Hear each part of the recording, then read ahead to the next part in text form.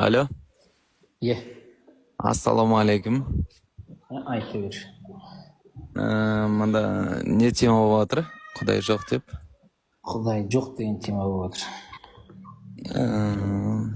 Жалпы осы аккаунттың өзіңсің ғой иесі, иә? Енді бауырым былай айтқанда, Құдай жоқ деген ол не мақсатта сен етіп ойлап отырсың былай? Саған бір альтернативный пікір берейін деген ғой басыңа. Давай, тыңдадым ал сосын сен мені тыңда, жарай ма? Тыңдадым емес, мен бағанадан бері айтып отырмын ғой, сен просто оны Жоқ, тыңдайсың. мен қазір ғана кіріп отырмын да стриміңе ше. Ренжіме, бағанадан бері тыңдай алмағанмаш. Тыңдап тұр, сосын келесің. Жоқ, сен айтса бірінші өзің мнениеңді, анау-мынауыңды. Мен бірінші сені тыңдаймын да енді. Ұзақ әңгіме ол. Мен тогда ұзақ әңгіме болса өйтіп стримға Құдай жоқ деп өйтіп айтудың қажеті жоқ та? Қажеті жоқ. Қажеті бар, қажеті жоғын сен анықтайсың ба? Мен анықтағандай емес, бауырым. Әр нәрсенің өзінің бір жаратылысы, өзінің бір патшайымы болады да. Сен қалай сен өзіңде жоқ. Сен қалай жоқ енді натуре айтшы. Сен ненің патшайымысың айтшы. Мен ешкімнің патшайымы емес, мен әшейін пендемін, натуреше айтамыншы. Сен өйтіп каждый мен сөзімді заикать етпесеші, бауырым.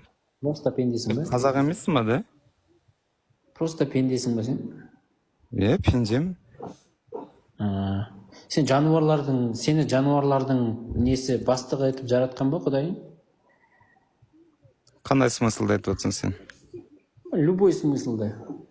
Жануарлардың бастығы етіп жаратқан ба сені? Жоқ, әрбір жануар өзінің несі ол, ой тіршілігі, ол ешкімге бағынбайды Алладан басқа. Саған да бағынбайды, Дұрыс, маған да бағынбайды. Только Аллах Тағала беріп қойғанда бізге мүмкіндікті, мысалы жылқыны келіп алсаң, қолға үйретіледі да ол ше. Оның да бір мүмкіндігін беріп қойғанда бізге. Ал егер оған ол бұйрық етпесе, жылқы вообще үйренбейтін еді бізге ше. Сол неғып оның бәрін Құдайға байланыстырып алдыңдар? Неғып дегенде енді сен қалай ойлайсың өзі жалпы? Жоқ, мысалы шынайы әлемде болып жатқан бір дүниені апарып Құдайға жабыстырып қойдың да. Мысалы сен жылқыны үйретуіңе Құдайдың не қатысы бар? Бауырым, 24 сағат, мысалы, сағаттың өзі, күннің өзі айланып, Алланың рұқсатымен ғана айналады, білесің ба? Алланың рұқсатымен айналады. Күн айналмайды ғой, білесің ба? Жер айналады. Какая разница, главное түсініп тұрсың ғой, да? Большая разница. Сен ол әңгіме, осындай әңгіме үшін баяғыда Жордано Бруно сияқты ғалымдарды өртеп жіберген ғой, білесің ба? Галилейді де өртеп жіберейін деген кезде бас тартқан. Сен болсаң мына жерде какая разница деп отырсың. Жоқ, енді сен главное түсініп тұрсың ғой, мен саған. Mesela какая разница, ондай мақсат айтып отқан жоқпын мен. Күн айналады деген түсінбеймін. Күн бізді айналмайды ғой, біз күнді айналамыз ғой. Бопты енді жарайды, ол жағында бір қате бар. Немен заикать етіп отырсың каждый сөзіңе? Кім неден рұқсат сұрайды сонда? Құдайдан, конечно, бәрі. Айналмайтын болса қалай рұқсат сұрайды ол? В общем, сенің түйсігімен бойынша жер айланады, дұрыс па? Дұрыс, жарайды. Сол жағын қате кетіп қалдым мен. Енді дұрыс қой, жердің өзі сөйтіп айланады. Рұқсат сұрайды дегенін қалай сонда? Қай кезде рұқсат сұрайды ол? Каждый айланған сайын. Жоқ, ол біз жақта күн болса, басқа жақта түн болып тұрады ғой, сонда анаяқтан қай жағына қарай рұқсат сұрайды сонда? Бауырым, жер айланған кезінде өзіңді прекрасно білесің ғой, күн түскен жерінде. Жоқ, күн бір жаққа кіріп кетті да, екінші жақтан шығып жатыр да, мысалы, бір жақта күн болса, ана жақта түн болып жатыр. Сонда қай жаққа қарай рұқсат сұрайды, ол бір жақта күн болып тұр ғой, и так. Қай жаққа рұқсат сұрайды, шығуға ма, кіруге ма? Екі жақта екі түрлі болып отырса жағдай. Базар жоқ, мен жиналыпсың ені. Жоқ, ойлансайшы. Өлтіріп жатыр ғой. Рұқсат сұрайды дегеніміз. Сонымен сен өзіңнің әңгімеңді айтсайшы, не үшін сен өйтіп айтып отырсың? Әңгіме солай жаңағындай. Болмайтын нәрсеге сене бермесе. Сонда болатын біз неге сену керекпіз сонда? Білмеймін, болатын бір шынайы әлемде бар бір дүниеге сенсей. Қалай сонда? Типа Буддаға, көзге көрінген салынатын нәрсеге ма сонда? Ғылымға сен. Сен ғылым түйсігі бойынша қалай дәлелдейсің алма? Құдай жоқ. Дәлелдемейсің ғой, айтып отырмын ғой, ғылым жоқ нәрсемен айналыспайды, ғылым бар нәрсемен айналысады. Сол үшін бар нәрсемен айналысатын ғылымға қараған дұрыс та, жоқ нәрсемен қоя бермей. ешкім қате кетіп отырмын деп ойламайсың ба өзің? Сен енді ойлашы, мен бір қиялдағы бір нәрсеге сеніп отқан сенікі қате ма или менікі қате ма? Мен қиялдағы нәрсе емес, мен өз ойымдағыны алып жатқан жоқпын ба саған? Мен какая-нибудь бар нәрсені алып отырмын. Сен біреудің қиялындағыға сеніп жүрсің ба сонда? Мен ешкімнің қиялына сеніп отқан жоқпын. Только өзім іштей білемін да. Іштей білгенде енді қалай айтсам, жалпы саған ондай нәрсе айтудың қажеті жоқ та. Сен өзің діндегі адамсың ба, қандай адамсың? Иә, діндегі адам. Ол дінге қашан кірдің? Туылғалы бері кірдім. Сен туыласап сен дін таңдайтындай санаң болды ма сонда? Болды. Базар жоқ, ё-май. Ача сенде ондай выбор болған жоқ па не?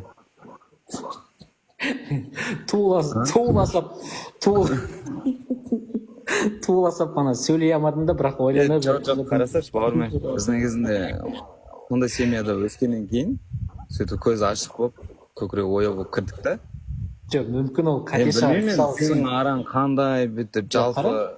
Сен сырттан қарайсың да, біреудің отбасында бір бала дүниеге келді. Ол христиан болып өсті да, мысалы. Индуизммен өсті, мысалы. Сиырды құдай деп өсті да, мысалы. Допустим да, енді.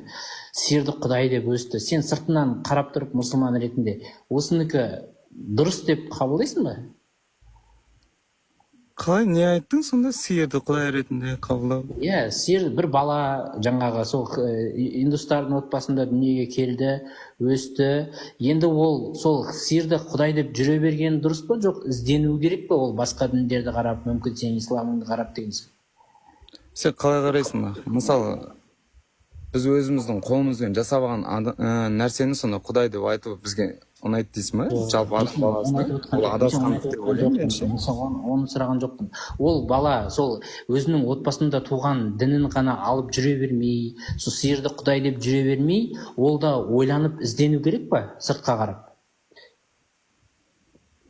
Әрине, әр адамның өзінің таңдауы жалпы былай қарасаңшы. Ол іздену керек та. Енді сен неге ізденбейсің? Мен неғып іздену керекпін? Мен өзі и так тура жолда жүргеннен кейін. Енді жаңа сиырды құдай деп жүрген балада отбасының айтқаны дұрыс деп солай өзін тура жолда деп жүр ғой. Бірақ ол оған қарап сен іздену керек дейсің да.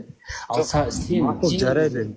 Оның бәрін келістірдік та, сен жаңа ғылым, ана мынау деп жатсың. Значит, сен ғылым туралы қолдасашы бауырым. Құдай жоқ деп өйтіп, мұнда панталас етіп, керек жоқ мына түрі айтамшы. Сен неге ізденбейсің? Сен пока баратын жеріңде сол болып тұр да, ең соңғы ше. Бәріміз барамыз. Баратын жерің, ол түсініктерің қате шығар, қайдан білесің сыртынан қарап тұрған адамдар. Мен қате емес ол бауырым. Сен қателеспен алып. Ізденбесең қайдан білесің қате емес екен? Ізденетіндей жоқ, қазір ізденетіндей саған тіпті қажет емес қой, бәрі қолыңда ғой, былай қарасаң. Жалпы телефоныңда, қолыңда. Зомби болып жүре беремін дейсің ба сонда? Ізденбей. Мен қалай ізденуім керек? Мен ислам дінінде жүрсем, мен басқа дінді не істеймін айтшы натуре? Қара, может, сол жақта жақсы шығар. Ой, қойшына. Үстіме 5 тонна краска жағып, сосын Будданы бетіп қолына керек емес ондай натуре ше. Енді сиырға сеніп жүрген адам да өзінікін тура сен сияқты ойлайды ғой. Білмеймін енді сиырға. Олардікін дым қатыстамай қояды енді. Олардың өздерінің ұстанымы басқа, біз өзіміз ұстанымыз басқа. Бұның бәріне сырттан қарамай сен түсіне алмайсың да оны. Қалай сырттан қарамай түсіне алмайсың? Сырттан бір қарап көру керек та. Мен неге сеніп жүрмін, не үшін сеніп жүрмін, қашаннан бері сеніп жүрмін. Менде ондай вообще күмән жоқ негізінде. Мояқты қойсын мендеші. Ойланғым келмейді. Ойланғым келмейді. Өйтіп станғым да келмейді. Вообще. Ойланғым келмейді деген адам уже енді түсінікті ғой былай алғанда. Ойланғың келмесе ойланба.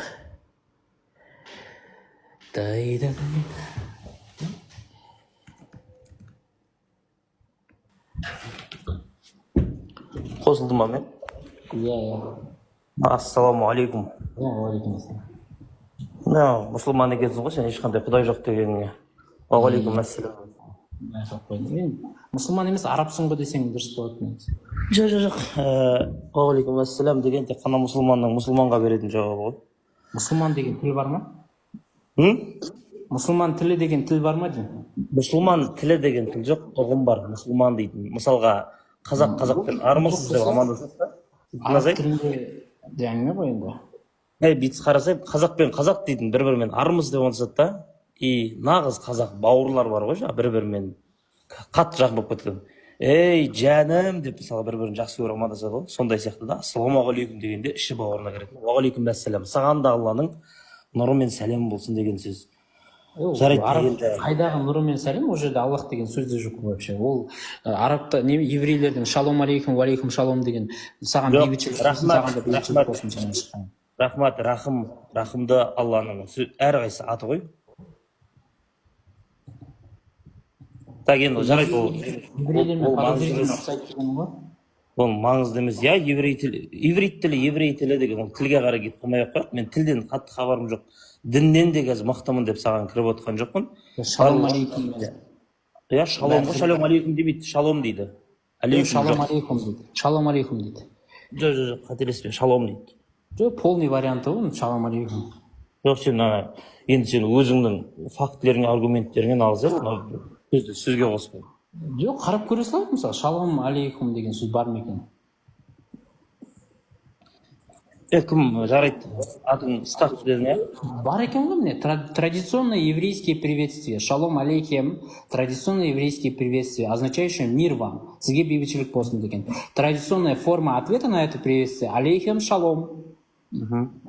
Вот. Енді қара, бұл Иса алейхиссаламның тілі, иә? Білмеймін кім деген. Еврей болып туылған тілі, сондай еврей тілі болғанда, ол бүкіл Құрандағы пайғамбарлардың тілі ғой. Қара, бүкіл емес, қателесесің. Араб тілі. Біреу емес, үшеу. Мен қателеспесем, үшеу. Жоқ, бүйтекші, брат, ол тілге қарай нағымай қойық. Мен дәл қазір сенің істеп отқан нәрсеңе риза болып отырмын. Өйткені сен, менің ойымша, осы Құдай жоқ деп адамдарды бүйтіп тарту арқылы, тиктоктың несіне, прямой эфиріне, адамдарға біраз үйретіп жатқан сияқтысың да. Сен өзің таза мұсылмансың, кәдімгі Құдайдың бар екенін дәлелдейтін. Через хайп арқылы Құдайдың бар екенін былай көрсетіп жатсың. Мына жерде 133 адам отыр, барлығы неге Құдай жоқ деп жатыр бұл деп біраз нәрсені біліп алып жатыр да, андай. Базар жоқ, қайдан біліп қойдың? Сондай ғой деп қоясың. Егер ондай емес болса, мен егер қателесіп сен натуре атеист боласың болсаң, бұл жерде бұндай да бір эфирдің мақсаттары көп, ішінде біреу бар. Жарайды, жалғастыр. Айтып алайын.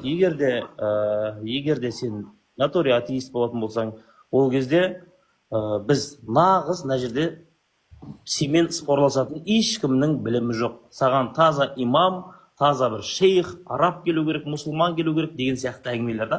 Біз нақты білмейміз, еш нәрсені білмейміз. Құдай бар, жоқ деп біз нағымай қойық. Бірақ сеніміміз әлемсақтан бері мұсылманбыз. Алла тағала бойымызға ең бірінші Адам алейхиссаламға үпірген кезде жаңағыдай сол кезден бастап мұсылманбыз. Бүкіл әлемдегі барлығы мұсылман болып тию керек. Ал әрі қарай адамның өздерінің пиғылдары, іс-әрекеттері, сенімдері шашырап кетті ғой жан жаққа, әлемдегі бүкіл адамдар. Әрқайсында сенім болды. Найзағайға сенді, басқаға сенді. Ал бірақ адалдықтың ізгі жолын, тазалықтың және шындықтың, ақиқаттығын алып келе жатқан бір жол бар, ислам деген жол, және Алланың бір екеніне, және туылмағаны, мекені жоқ екеніне, ол бар, ол асыл бір зат сөйтіп келтіреді. Қара. Білгеніне, айтып алайын да, сол екен білгеніне. Айтып атсыңдар ғой, болған қанша айтасыңдар енді. Сол ғой. Просто мына жердегі сенмен ешқандай спорласа алмаймын. Спор емес. Мен жаңа нені айтайын да, спор емес бұл жерде былай. Сен дұрыс айтасың, негізі ана адамдарды дініне ізденуге қарай бағыттау деген негізі бар мақсатшы. Неге? Себебі діні туралы ешқандай ойланбаған, діні туралы ештеңе ізденбеген адам ешқашан басқа варианттарды да қарастырмайды, ешқашан ізденісте болмайды да. Себебі мен неге бұлай істеймін? Өйткені қарап отырсаң, діннен шығып кеткен адамдардың немесе дінге басқаша көзқараспен қарай бастаған адамдардың көпшілігі, почти бәрі, сол исламның ішіндегі дүниені тереңірек қараған адамдар да. Ол ішін қарап ізденсең, біраз сюрприздерге жолығасың. Сол үшін адамдарды сол ізденуге шақыру керек негізі. Адамдар нені қорғап жүргенін білмейді да. Сенің мақсатың сол ма осы стримда? Мақсаттардың ішіндегі біреу бастысы емес, бірақ біреуі бар ішінде сондай. Мен оған қуаныштымын осы нәрсеге. Сенімен спорласудың ешқандай қажеті жоқ. Мына жерде көбісі келіп жатыр да, жаңағы просто сұрақтарға жауап бермей жатыр. Қай уақыттан бері мұсылмансың? Туылғаннан бері дегенге, иә мен ол кезде білдім дейді да. Ол білген жоқ кішкентай кезінде, ешкім білмейді ғой 5 жасқа дейін. 4 жасқа дейін ешкім білмейді. Адам ба ол, қыз ба, еркек ба, одан кейін барып біледі. Ал осы жерде сенің жаңағыдай былайша жалпылама тілде тупость мына жерге құдай жоқ деп жазып қойғаның арқасы деген бір түрлі енді, бірақ сол сөздің несімен барлығы уже шамалы біліп жатыр да өйстіп. Мен сол нәрсеге қуанып отырмын. Және де мына жерде біраз адам жазып жатыр, мені мазақтап жатыр, басқа жатыр. Ішінде атеисттер де бар сияқты. Мына жерде дәл қазір өйткені құдай жоқ деп те жазып жатқандар бар, бір жаңағы еврей отыр бірдеңе деп. Ертең біліңіздер, тозақтың андай бір әшейін бір жатағана қолыңа тиіп кеткені миллиард ғасыр оттай болып жанған сияқты боласың. Ол әйтпесе 1 секунд болып тұр, 1 секунд. Ал құдай жоқ деген әлемдегі исламдағы ең номер бірінші күнә серік қосу жоқ деу деген осыны қатты абайлауымыз керек. Ай, бека, бағана айтып жатыр еді, қорқынышпен ұстау ғой дінді кіші, қорқыту ғой. Жоқ, ешқандай қорқыту емес. Ешқандай да қорқыту емес. Өйткені мынаны қарашта, өткенде біреулер жаңа Түркістанда тұрамын мен, көрініп тұрған шығар атымнан. Түркістанға біреулер андай келеміз деп жатыр. Ой, жын ойнақ қыламыз, стриптиз биін жасатамыз, бірдеңе қыламыз деген сияқты да. Мысалға да, сондай бір жаңалық келді. Сөйтіп біздің әкімшілік бар, басқасы бар, имамдарымыз бар, біздің де ауыл ақсақалдар бар. Тоқтатып еді, қаншама жастарда ойбай нағып үйтті, акиматты құрту керек дейді. Білә, сонда жастардың миында ол нәрсе болу керек болып кеткен да. Ол нәрсе қалыпты жағдай. Неге келіп билемейді, неге шешінбейді, неге ішпейміз деген нәрсе болып кеткен да. Заң аясындағы нәрсені неге сендер тыйым саласыңдар? Вот заң аясы емес, ешқандай да ол. Қазақстанның қай заңында тыйым салынған? Дәл қазір бізді TikTok-тан кәмелет жасқа толғанда көріп отыр, толмағанда көріп отыр. Дәл сондай да. Вечеринка жасауға Қазақстан қай заңымен тыйым салынған мысалы? Сендер әкімшілік қай заңның аясында әрекет етіп отырсыңдар? Қателеспе? Вечеринка жасау деген қателеспе? Вечеринка жасау деген бір жөн, оны жасап та жатырмыз, ешқандай қиналсыз. Күні кеше бір вечеринканы жүргізіп қайттым, ойнап билеп қайттым. Бірақ артық кеткен жоқпыз, ішімдік мысалға андай болған жоқ. Заңда стриптизға тыйым салынған ба сонда Қазақстан заңында? Сен сұрақты олай қойма вообще маған. Егер де сен сенің қарындасың болмаса мамашың үйіңде стриптиз билеп жатса, оған ешкімнің қарсылығы жоқ. Ал көшеге шығып стриптиз билеймін. Жоқ, мен стриптиз көшеде билеймін, мен Түркістанға барып стриптиз билеймін деп айтуға ешкімнің қатысы жоқ. Түркістан автономия ма не, сонда бөлек заңдарың бар ма сендердің? Қателесіп жатсың тағы да. Ондай емес, жалпы адами тұрғын. Қалайсыздар жігіттер? Бек, Түркістан.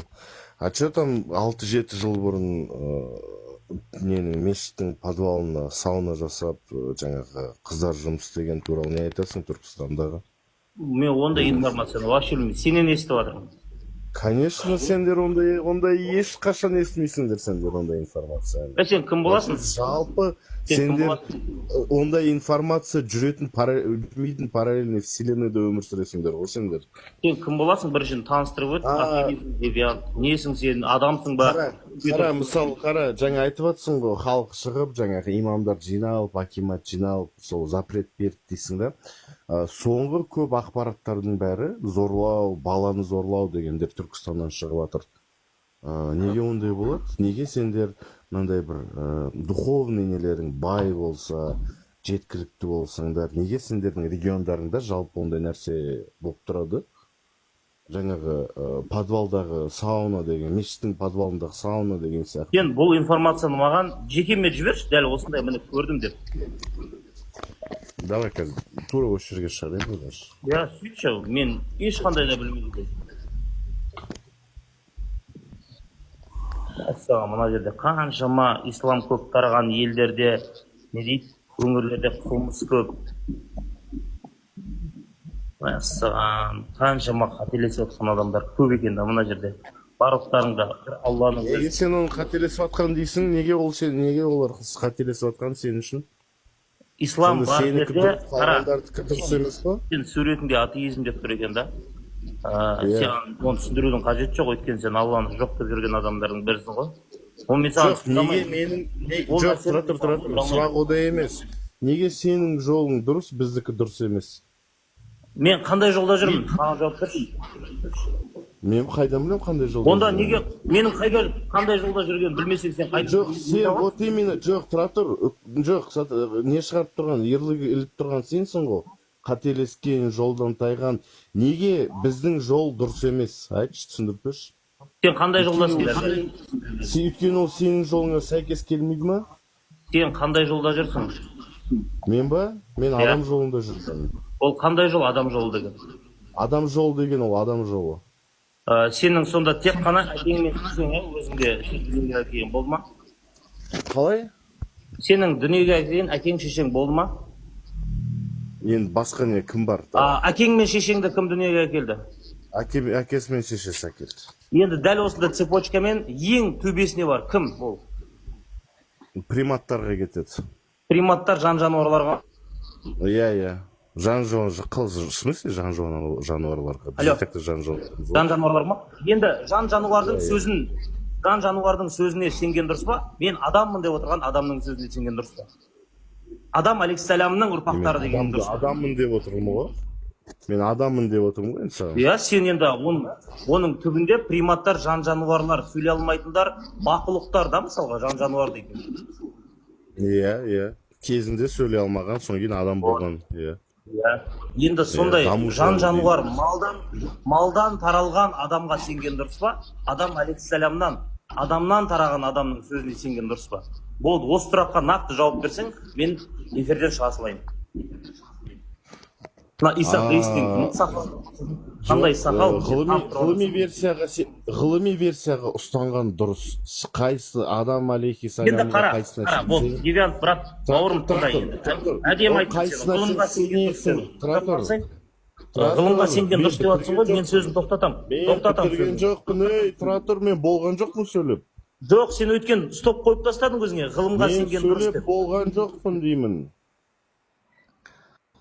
Так, мына жерде 1000 адам қарап отырды, 149 адам қарап отырды.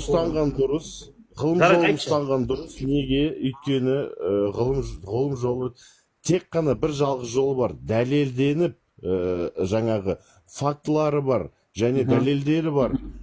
Жаңағы всякие исследования, испытания жасалынатын ол ғылым жолы. Қалғаны ол тек қана фантазия, біреудің фантазия. Фантазия сенің жаңағы адамың ол өмірде болмаған. Ол тек қана мифология дейді оны.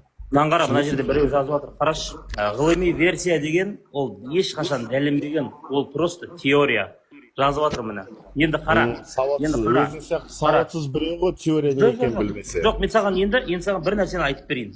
19 ғасыр мен 20 ғасырдың басында, 19 ғасырдың соңында ғалымдар, сен айтып жатқан жаңағы дебилдар дейші, өйткені олар мынандай тұжырым жасаған. Біз бір нәрсені дәлелдедік, Құраннан қате таптық деген. Қара, мен мұқият тыңда. Мен одан кейін сөйлемеймін. Құраннан қате таптық. Құранның ішінде Құмырсқа сүресі деген бір сүре бар. Құмырсқа жайында сол сүреде құмырсқалар сынады делінген. Құмырсқа қалай сынады? Ол сынбайды, мыжылады, өйткені ол жәндік қой деген. Тыңда, мен айтып алайын. Иә, енді осыны Құранға тыңдайсың ба, жоқ? Жоқ, тыңдамаймыз. Біз оны наизусть білеміз. Вот, енді ғалымдарыңа сәлем айта бар. Ғалымдарыңа сәлем айта бар. Наизусть білеміз ол сказканы. Жатқа білеміз. Сенен жақсы білеміз оны. Сен атың кім? Девиант. Сен атың кім? Девиант шын атым. Қара, енді сен уже жалған ат, жалған нәрсе Значит, сенің айтып неге жатқан сөзің де жалған жалған. документтегі атын Сенің әке-шешең девиант деп қойған жоқ сенің атыңды. Менің атам қойды девиант деп. Молодец. 9 бен ант деген сөздің мағынасы осында. Сонда не бәрі бека болу керек па сенің ойыңша, или что? Ирина Кайратовнаның өзі бека деп айтып отыр ғой. И что? Вот бека болу керек барлығы. И что? Сенің сөздеріңе мен сен сияқты жауап беремін. Ешқандай дәлел жоқ сенде. Неге дәлел жоқ? Сен маған өтірік керек емес вообще. Белердің жағындағы бір сөздер айтып жатсың. Вообще не емес.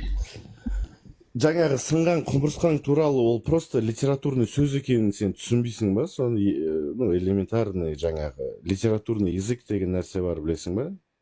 Жоқ, ешқандай да. Мен үшін әдеби инструмент деген түсінік бар, білесің ба? Метафора, аллегория деген сияқты нәрселер. Жалпы мектептің бағдарламасы қалай? Ол мектепте айтылмады ол нәрсе маған. Метафора мен аллегория деген мектепте өтпедің ба не? Жоқ, жалпы сол құмырсқаның несі қиссасы маған ешқандай да. Сен түсінесің ба соны, или түсінбейсің ба? Ертеңше арғы дүние деген нәрсеге түсінбейсің ғой сен енді. Арғы дүние деген қалай ол, түсіндіріп берші? Арғы дүние басталады, қиямет қайым басталады, 5000, 50.000 жыл тұрып сұрау алынады деген нәрсенің бәрін сен білмейсің да. Мен дәл қазір сендерде... Жоқ, кім айтты білмейсің деп, тұра тұр, Бека, сен қайдан білесің мен білмейтінімді? Білем, жақсы білем. Жақсы, онда қуаныштымын. Царство Аида деген нәрсені білем, жаңағы подземный мирға ақшасыз түссең, жаңағы өзінен өткізетін неге қайықшыға ақша бере алмасаң, сенің жаның өтпейтінін білем. Содан кейін Хельхеймді білем.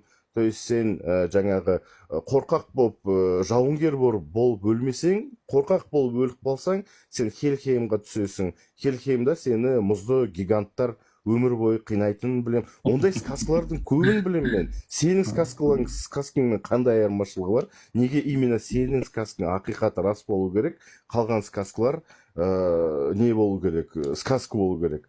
Соң қараш просто 3000 сказканың сен біреуін ақиқат дейсің да, 2999-ын өтірік сказка дейсің. А мен 3000-ның бәрі 3000-ын сказка деймін. Сонда қандай айырмашылық екеуміздің арамызда? Бір сказканың ішіндегі ғана айырмашылық па? Негізше қайталап айтайын, ол жерде спорласатын ештеңе жоқ, өйткені атеисттен ешқашан спорласамайсың. Самолетқа мінген кезде сенетін шығарсың сен Аллах тағаланың барына, Құдайдың барына. Шаблонсың ғой, Бека, ходячий шаблонсың ғой. Еще Пари Паскален алып кел қазір 1 минуттан кейін. Не? Самолетта неше рет ұшып едің өміріңде? Пари Паскален алып келесің қазір еще 1 минуттан кейін 100% айтамын. Ол не Пари Паскален? Сен как раз атын да білмейсің, потому что ауыздан естіп алған нәрсең ғой. Короче, қарам, самолетта неше рет ұшып едің өміріңде? Ұшқам. Неше рет? 2-3 рет.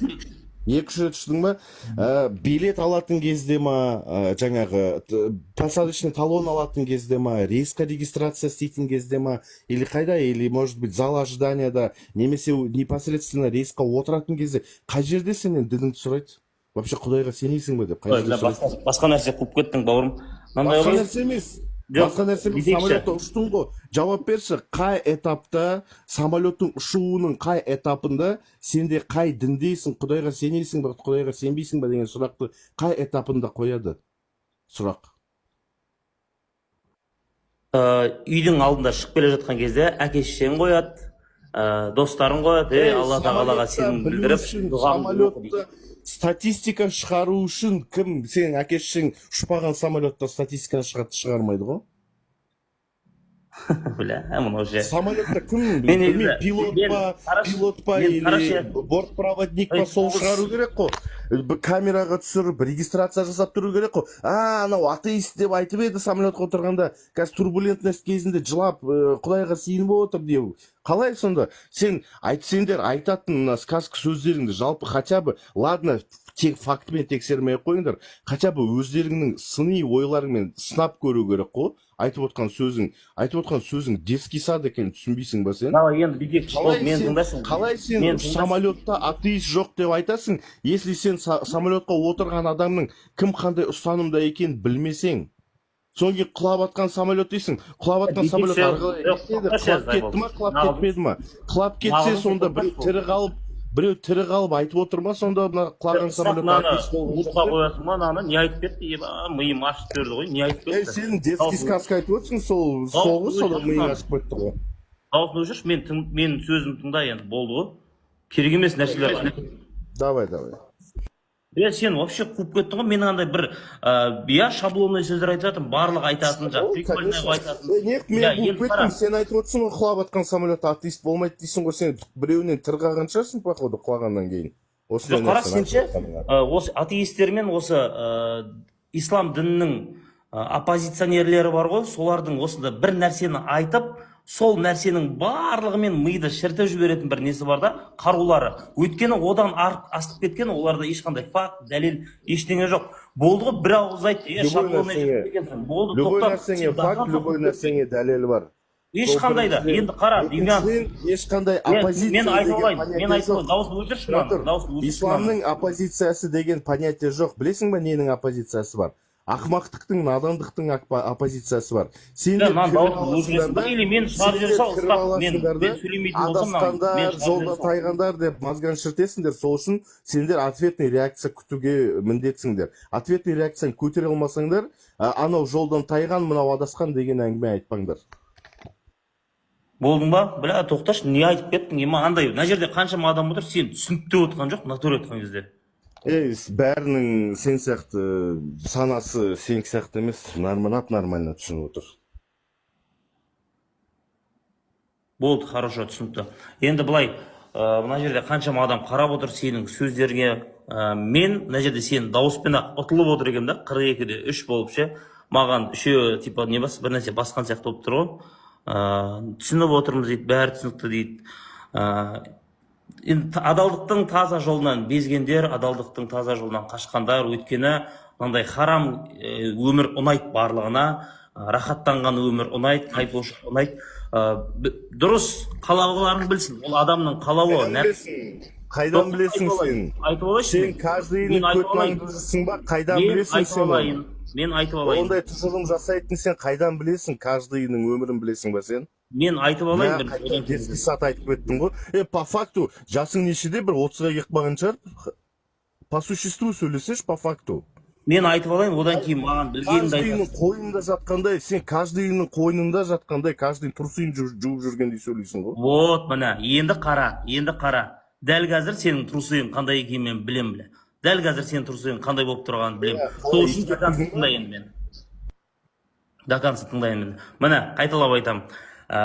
Осындай өмір чекабайт ететін өмір ұнайды. Сенің әрбір сөзің мына жерде біраз адамға жағып жатыр да, өйткені біздің қалауымызды істеп берді ғой. Ішетін болдық. Қалаған жерімізге баратын болдық. Клуб деген сияқты нәрсемен әдем болып отыр. Клуб, ішуді сен айтып отырсың, мен бір сөз айтқан жоқпын, клуб, ішу жоқ, туралы. сенің әңгімен по-любому соған апарып соғып жатыр. Өйткені сен ешкімді тексермейді, ешкімді қарамайды, болды. Если мы умрем, мы засыпаем на вечность деп отырсың. Сенің әңгіменің төркіні сол. Тексермейді деген әңгіме айтқан жоқпын мен саған. Кім айтты ешкім сен өз-өзіңе тексересің. Сен өз-өзіңе қарайсың. Тоқташ. Сен обязательно қамшы ұстап басыңнан тұру керек па біреу, сен мал болма. Сен көтіңді жуу үшін. Надоел адам екен. Өмір бақи сонда саған Қайреке қалай, сказ бір секунд. Сонда сен көтіңді жуу үшін біреу қамшымен бас жағыңда тұру керек па, сенің сауап получается? Менше уже довод жоқ менде айтатын. Жақсы, Демьян, бір минутшы. Бека қалайсың? Аман ба? Жақсың ба? Қоңыраттың елі боласың. Түсінбедім. Ішінде қайсысың деймін. Қоңырат емеспін мен. Келсің. Қожамын, руым қожа.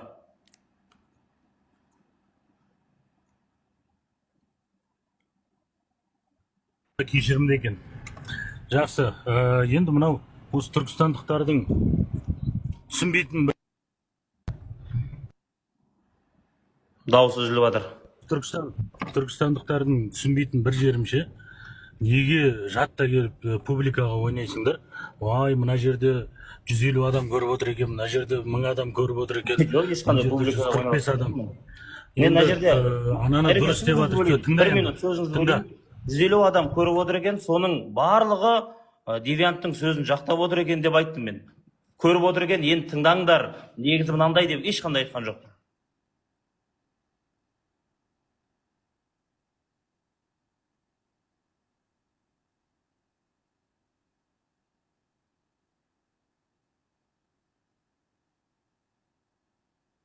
Жоқ, қателеспеңіз. Ешқандай да қателеспеңіз. Мен мына жерге бір кірген себебім, администратордың мына Ысқақ деген жігіт па, әдемі нәрсе істеп отырғанын айттым. Құдай жоқ деп, андай елең еткізіп бәріміз кіреміз да, біраз сұрағымызға жауап аламыз.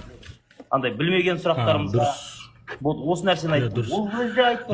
Ол айтқаныңыз да дұрыс та, енді былайда сіз енді бұл ислам дінін қаншалықты танисыз, қаншалықты мұсылмансыз? Осы жаңағы ой, мынау қазақтың салтын, дәстүрін ұстанасыз ба, исламды ұстанасыз ба, қайсысы дұрыс өз? Сіз үшін қайсысы дұрыс деп ойлайсыз?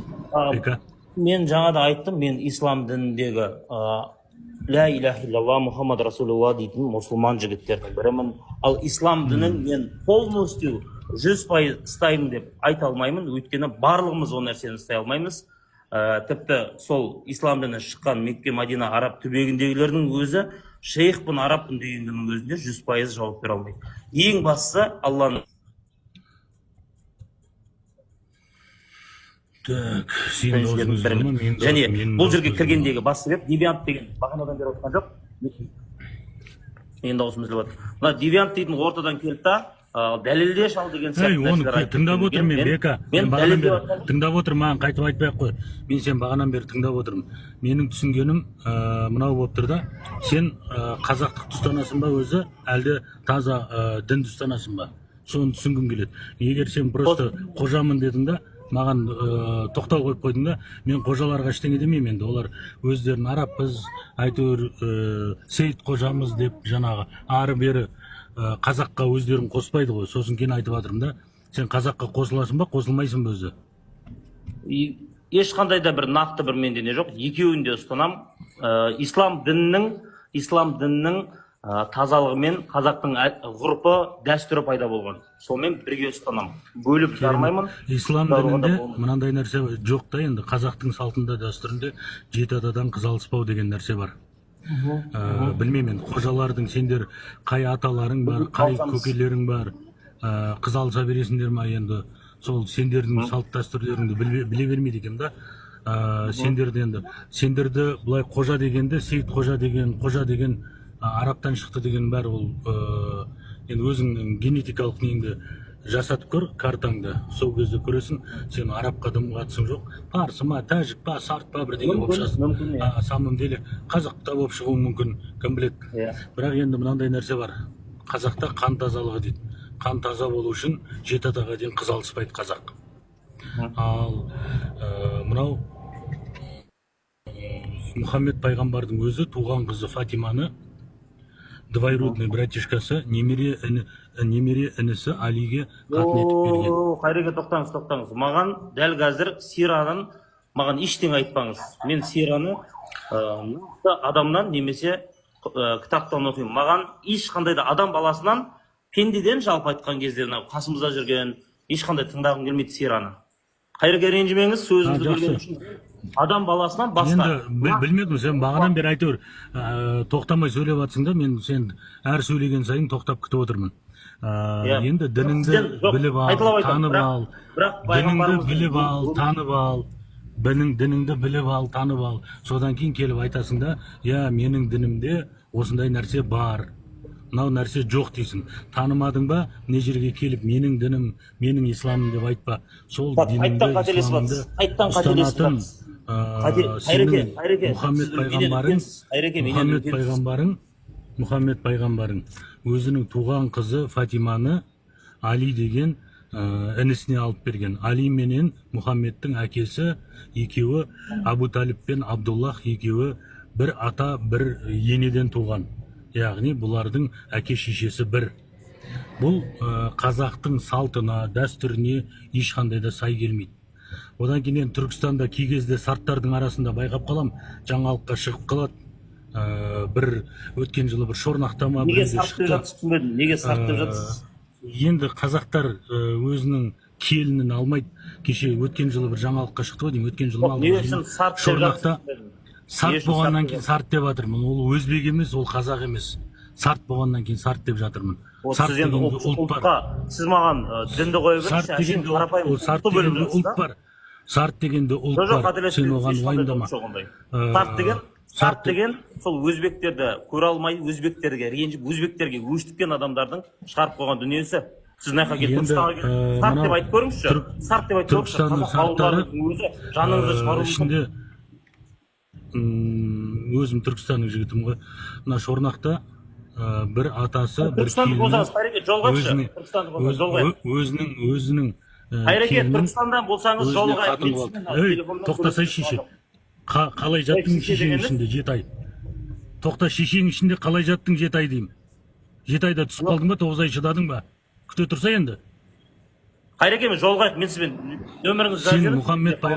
Сенің Мұхаммед пайғамбарың өзінің келінін өзіне қатын етіп алған.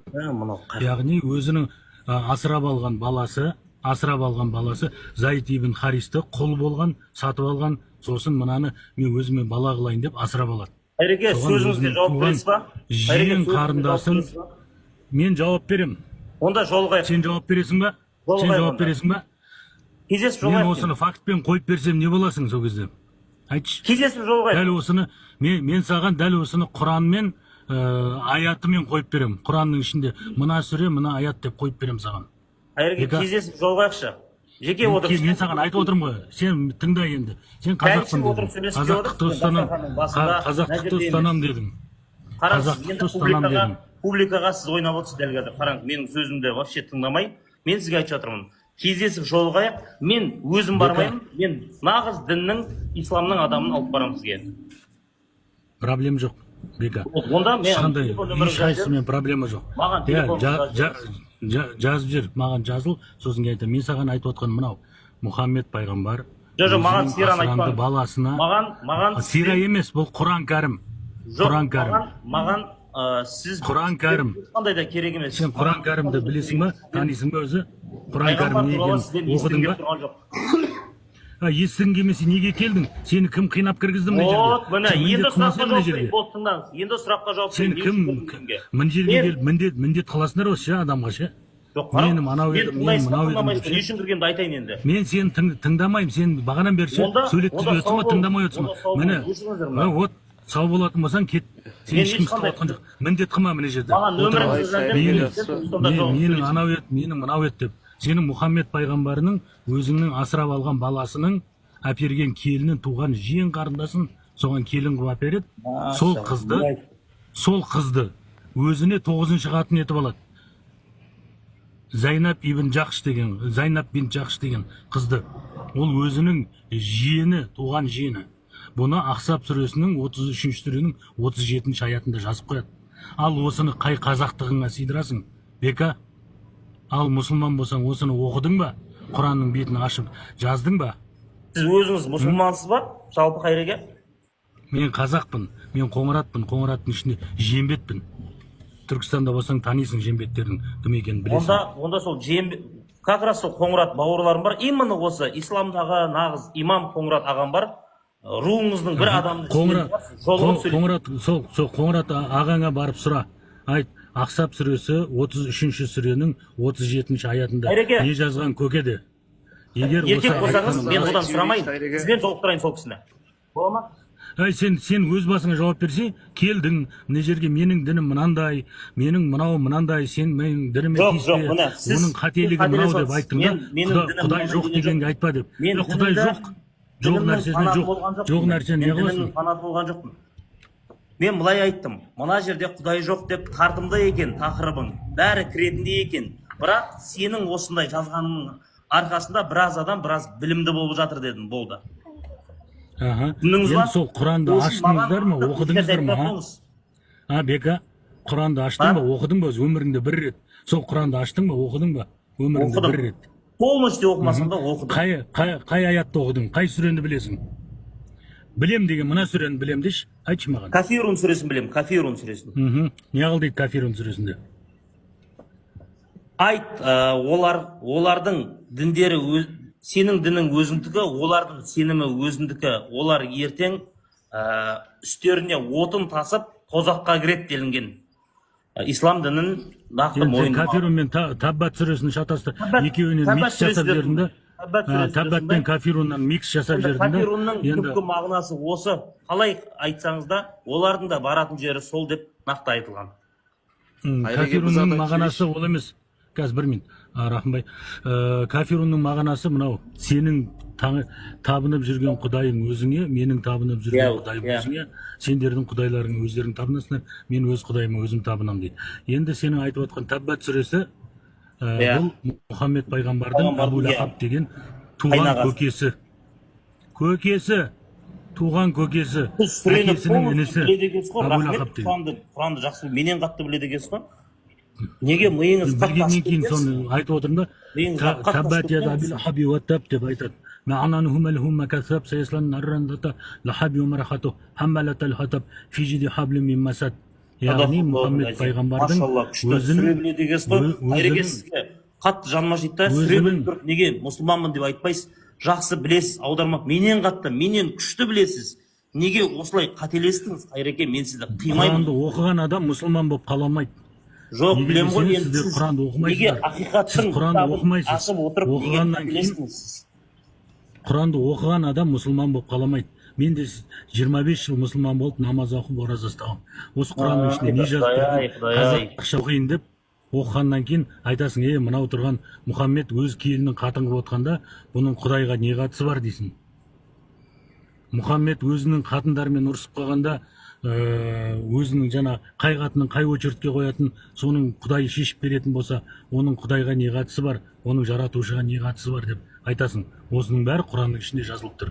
Енді жаңағы айтылған Таббат сүресінде Мұхаммед өзінің туған көкесі Абу Лахабты Құдайға қарғатады. Абу Лахабтың қолы құрысын, құрыды да. Абу Лахаб отын көтеріп кіреді жаһаннамға. Оның әйелі отын тасиды оған. Абу Лахабтың мойнына арқан салып сүйрейміз дейді. Содан кейін сен сияқты жаңағы Құранның тек қана арабшасын оқитындар осындай сөзді айтып, осындай қарғау сөзді айтқаннан кейін садақаллахул азим дейсіңдер. Сендер Мұхаммедтің көкесіне қарғап отқанға неғып соны әумин деп отырсыңдар бір қарғысқа. Әлде Құдайдың қолынан келмей қалды ма? Өзі шешіп тастау бір кәпірдің мәселесін. Ол önce Қайреке Алланың сөзі ғой енді. Алланың Құранға түсірген сөзі ғой ол. Қайреке бір зарды айтып жіберейінші. Айта ғой. Бека қалайсың, жақсысың ба? Мен сені танып отырмын, сен күренде жүрген, өнерде жүрген баласың ғой. Біраздан көріп жүрмін, білемін. Просто сен ойлап тұрсың, Қайрекеңді бұлай көп нәрсе білмейтін шығар деп. Бұл кісімен негізі біз дебатқа шақырғанбыз, талай имамды да Алматыда. Әлі қашып жүр, ешқайсысы келген жоқ. Түркиядан ең мықты ғалым, мықты оқитын кісіні шақырамыз деген әлі жоқ. Бұлай ешқандай өте білімді кісі де. Одан кейін сен өзің өнерде жүрсің, мен де консерваторияны бітіргенмін де. Бұлай қарасаң, біздің ісіміз ислам дініне мүлде жат. Біздің ісіміз харам болады. Музыка харам, өнер. Сен актерсың, сабақ бересің, Жоқ, мен актерсің емес. Жалпы сахнада жүрсің ғой. Оның бәрі харам. Қазір полностью тоқтатқанмын, сахнаны емес. Көрдің ба, мен де солай өзінің өнерінде өшірген адаммын да, осы Ерсін Әміреден сабақ алғам, Ризабек Баттауылынан сабақ алғам. Просто біз дінді жақсы білмейміз де, содан кейін осылай қорғаймыз. Біз ішінен білетін болсақ, біз бұлай таласпайтын ек, өйткені имамдар таласпайды, бұндай тартысқа келмейді мүлде. Райымбек бай есім ме, Рахым? Рахымбай атым. Рахымбай, меніңше қайталап айтамын, бұл жерде мен кейбір фанаттар болды, кіріп кетіп, сен неге Құдай жоқ деп жазасың, оңбаған деп андай исламды жақтап кетіп, бүйтіп, Құраным менің деп кететінше, мен бұл жерге ол нәрсемен кірген жоқпын, қайталап айтамын. Құдай жоқ деп тақырыпты бағып етіп қойған, астында бар десеңіз қосылыңыз деп қойған, кіріп не болып жатыр деп кірдім. И жынып кеткені жаңа бір баламен сұхбат болып жатты да, дұрыс жауап бере алмай жатыр да, болмайтын сұраққа. Вот сондайларды көріп, получается, бұл кісі, мына Ысқақ дейтін кісі, әдейі тақырыпты қойып, исламда осындай кері жолмен әдемі үйретіп жатыр екен деп түсіндім да, сол нәрсені айттым. Егер сондай болсаңыз, рахмет сізге дедім. Ондай болмасаңыз, онда ертең арғы дүниеде қиямет күнде белгілі болады ненің не екенін дедім да, қойдым болды. Сөйтіп жаңа девиант дейтін келді да, сен неге жаңағыдай исламды түсіндіріп берші маған, сен неге менің өзімнің таңдауым бар, оған қарсы шықпайтын шығарсыңдар. Менің өзімнің таңдауым бар, сонымен кетем, не болса да. Мен сен екеуің Қайрат пен Рахымбай айтты деп, мен қазір ойымды ауыстырмаймын, не айтсаңдар да жа. Болды, осы нәрсе, мен осы нәрсені айтқым келді. Әйтпесе мен енді мәселе сол жерде ғой, тағы да бір ой салу ғой адамға. Сен соны түсініп тұрсың ба? Қайрекеңе не үшін жолығып сөйлесек деп жатыр? Мен оны бір қоқан лоқы көрсету болмаса бір нәрсеге бір бандиттерді алып бару деген ойым жоқ қой, мен біліп тұрсың ғой КВН-шік екенімді. Ондай мен ол кісімен неге ол нәрсені пайғамбарымыздан бүйтіп бастап келе жатқанын отырып сөйлесейікші деп жатырмын. Ол телефонда бүйтіп отыратын нәрсе емес қой оның әңгімесі. Просто келмейді деп айтып жатқаным ғой мен саған. Олар келмейді. Өйткені қанша шақырдық бізде. Шындап келгенде келмеді. Келдірем, бізге өздері айтты басында. Мықты ғалым адамдар жауап береді бұндай сұрақтарға деп ше. Сол үшін мені де құрметтей біліңдер. Егер мені мұсылман деп құрметтемесеңдер, адам деп құрметтесеңіздер, жаңа девиантына Қайрекең, маған ештеңе үйретпей ақ қойыңыздар. Мен Құранды қатты білсең, апасын нәрсе, ол білем ол нәрсені. Маған айтылған. Исламды қатты зерттей беретін болсаң, шығып кететін де мүмкіншілік бар деп атам айтатын да баяғыда. Ең басты өзің білетіңді, сеніміңді біл да, намазыңды оқы да, қой болды. Ары қарай біреумен диспутқа түспей ақ қой, сен білімің жоқ. Менің таңдауым өнер болып басталды. Қазір жаймен тоқтатып жатырмын. Басқа жұмыстар тауып жатырмын, мектепте сабақ беріп жатырмын кәдімгідей. Осындай нәрселермен айналысып жатырмын да. Қайталап айтамын. Бұл чатқа кірген, жаңа стримға кірген барлық себебім баланың идеясы маған ұнады дедім. Егер де ол осы Құдай жоқ деу арқылы Құдайды таныса, ал шеттен кіріп алып, сен неге дініңді жақтап отырсың, ол нәрсеге мен қатты кірісе алмаймын. Міне Қайрекең жаңа менің қателесіп отқанымды дәл тауып тұр, өйткені сүрені полностью біліп тұр. Мен кезінде жаттаған кезімде аудармаларымды айтып жатырмын, болды. Дұрыс қой, енді бұл жерде ой салуға адамға. Мысалы, мен де кезінде дінге қатты кірдім де, дәл оқып жатқан кезімде ше, маған бұлай ой салатын адам болған жоқ. Содан кейін мен бұл қарам іспен айналысып жүрмін, қарам нәрсені оқып жатырмын деп өз-өзім тоқтатып тастағанмын да. Енді қазір мен өкініп жүрмін де, просто қарасаң соқыр сенім де, мен біреу айтты деген нәрсемен ғана жүріп келгенмін де. Қазір енді бейт ішінен қарасам, қарама қайшы жерлер өте көп. Мысалы, Фатиха сүресін алсаң, адамның тарапынан айтылып тұр деген сияқты. Ол Құдайдың тарапынан емес деген сияқты да. Ондай ішінде қарама бізге қалай үйретеді? Ойбай, бұл керемет асыл дін, адамды туралыққа шақырады, өтірік жоқ деп айтады да. Бірақ қарасаң, қарама қайшылық өте көп. Адамдардың қолымен жазылған, көшірілген нәрселер өте көп та. Рахымбай, оған келіспен, бірақ қарама қайшы деген менің сенімді нағылмай қойыңдаршы, өтініш. Ренжімеңіздер. Мен Бека, мынандай да, сен айтып отқаның дұрыс енді. Енді келдің да, бір қазақтығымызға тоқтаймыз. Егер бір айтатын болса, біз қазақтықпен тоқтаймыз да. Енді қазақтың балаларысыңдар ғой, сөзге тоқтаған деп айтқан кезде, мен де, сен де басқада бәрі тоқтайды да. Өйткені бізде былай, біз қазақтың салтын, ата дәстүрді сыйлаған халықпыз. Ұят болады, обал болады, жаман болады деп, осыменен өсіп келе жатқан, осы дәстүрді салтты ұстап келе жатқан халықпыз. Оны басқа ешкімдер ұстамаған, көбісі ұстамаған. Көріп отырсың, өзіміздің өзбек туыстарымыз, бауырларымыз, өзбек қазаққа ең жақын халық. Солар бола тұра, жаңағы өзбектер, жаңағы осы ислам дінін қатты ұстанамыз деп, өз бауырларын, өз туыстарын, соларды қатын қылып алып, солардың нәтижесінде анау жаңағыдай кішкене қан ауруымен араласқан кемтар адамдар көп туады да. Сол үшін біз қазақтар, мысалға, мен өзім Түркияда да пәленбай жыл оқыдым, жүрдім, сол кезде де түріктерді де көремін де, олар немере, жиен, бөле деген ала береді. Көзден дейді ала береді. Оның барлығы дұрыс емес. Түрек келгенде ол сенің қаныңа, оның барлығы зиян болады. сен Түркістанда да, Победада да, Иханда да, қай жерге барсаң, өзбек ағайындар көп тұратын жерге барсаң, сол жерде жаңағыдай осындай туысқандық некенің арқасында дүниеге келген, кішкене аяқ қолы есі дұрыс емес, аяқ қолы толық жетілмей қалған, немесе толық функциясын атқара алмайтын адамдар көп. Соларды көріп, біліп, қарап отырасың да таңғаласың. Енді мынандай, егер мына неге келетін болсақ, қазір мысалға сен білмеймін, өзбектердің не үшін айтасыз, мен түсінбедім. Өзбектердің түк қатысы жоқ менің қана әңгімелерге. мынау әңгімеге қатысы бар. Неге десең, ислам дінінің сол келтірген шариғаттың заңымен жүрген адамдар, олар өз туыстарын алады. Ол түрк болсын, ол өзбек болсын, ол тәжік болсын. Содан кейін ол жерден қан тазалығы болмайды. Одан кейін кеміс адамдар көп туады ішінен. Соны айтып отырмын мен. Енді мәселе мынауда, бұл жерде егер білмеймін, сен мына жақта көрдің ба, көрмедің ба, мысалға қазір тиктокта тәңіршілдер деген бар да, оларға қарсы кім? Олар біздің вахабиттік ағымда жүрген өзіміздің қазақтарға қарсы. Олар не үшін шықты, мысалға тәңіршілдер? Олар не үшін шыққан себебін саған айтайын. Олар вахабистер келді да, отқа май құйған қате, домбыра харам, келім сәлем саған қарам, аруаққа 7 шелпек пісірген харам, 7-сін 40-ын шығарған харам деді. Я, ол дұрыс, ол исламда харам, ол шариғатта жоқ. Бірақ ол қазақтың салтында, дәстүрінде бар. Осыны имамдар айтқаннан кейін халық өзінің салтын, дәстүрінің жойылып баратқанын түсінді. Оныған мысал ретінде, мысалға жаңа сен Рахымбай деген жігітте солда айтып отыр. Сен де өзіңде мысалға өзің өнеріңді, қызыл тілің бар, өнерің бар. Жаңа кімнің өзіміздің жаңа кім шығар енді, кім еді? Сейтметов бет, сол Сейтметовтің несінде оқып жатқан шығарсың театрында. Содан